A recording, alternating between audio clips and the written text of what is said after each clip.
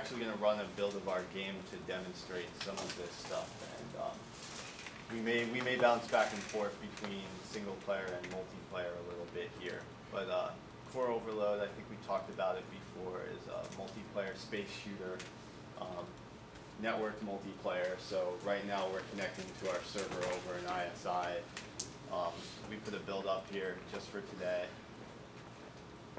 So first, I'm going to start spawning some bots that we've been working on. Cameron has been largely working on these bots. They actually use our ships for the game, so they're behaving as fully fledged players. And let's make more. And then I'm also going to switch to an alternate camera view. Still stuck there. Oh, the server's still running from before. Okay, let me reboot that. You want to restart? No, it's okay.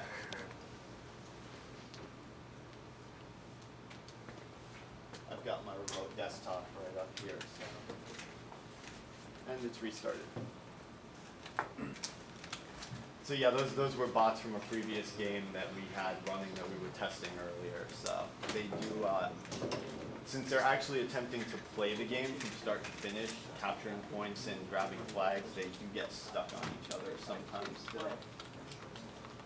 Let's respawn some.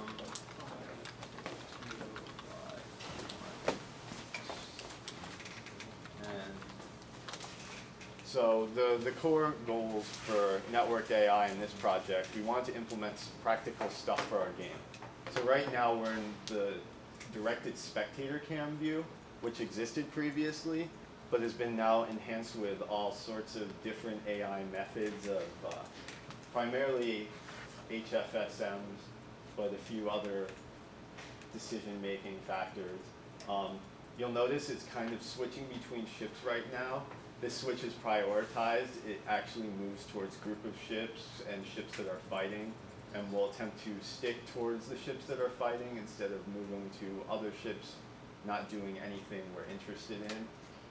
You'll also notice there's all sorts of behavior. The camera's panning in and out, attempting to follow groups of players as they're engaging each other, or zooming in to follow when there's only one or two people nearby. The math for this behavior is still under works. The AI is pretty good, but the goal is to have a camera that just allows us to demonstrate the game. That makes sense. Yeah, I mean, I'm not driving anything here. This is all being driven by 2-on-2 bots and our camera following them around. This is what you would see on an old arcade machine. Yeah, you know, we run this during demo day. If you saw our setup at all, it demonstrates the game for us. I think we've reached the point where the bots are confused because it's okay. When they capture that other point, they'll go look for the flag and then they'll kill each other. So they have hunting routines and priorities. So their priority right now is to capture points because that's the most important thing in the game. And then when you hold the points, you can take a flag to get additional points as a challenge.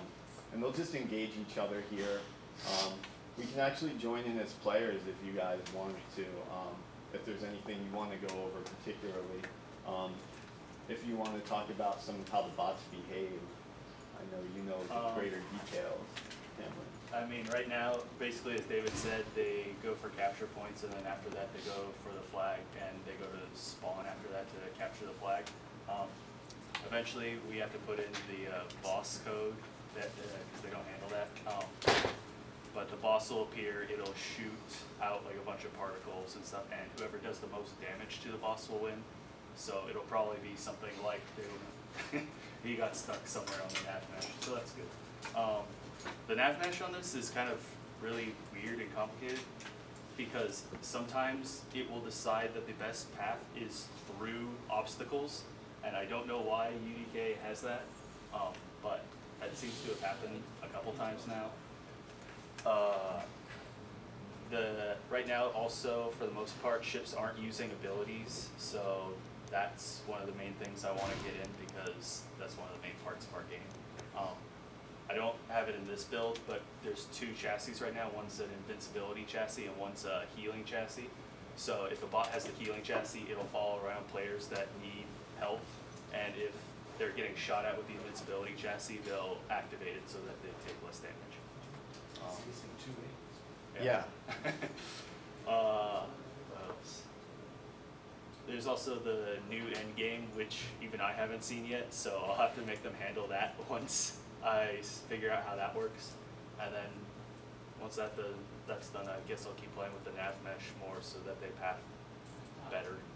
Yeah, I mean, just to comment, we had actually had this as one of the game design ideas presented to us back in, I think, even August or September, of having some sort of AI, and I completely threw the idea out the window. I didn't think it was feasible to have AI that would actually even annoy you as a player, and these things are already really annoying when you start playing against them. They're accurate, they like to run away and hide behind things while they're shooting at you.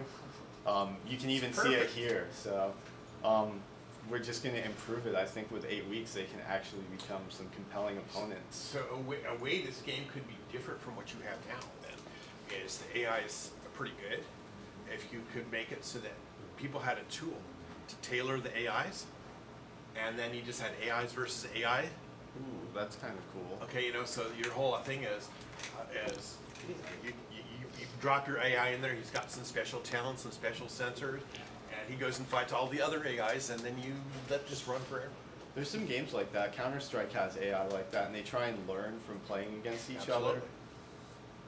But yeah, I think that mostly covers it. We also want to expand the camera. You know, the goal here with everything is to have it so polished that you wouldn't think this is a student project. We have a question for Emery, he's not here. But Why do you have wings on things that are in space? I don't know why. Why do we have There's fire in space also, and sound. So we're breaking a few rules there. Yeah, all right. Just asking.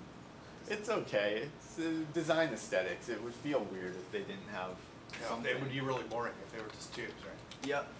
Okay. Cool. Thank you. Wow.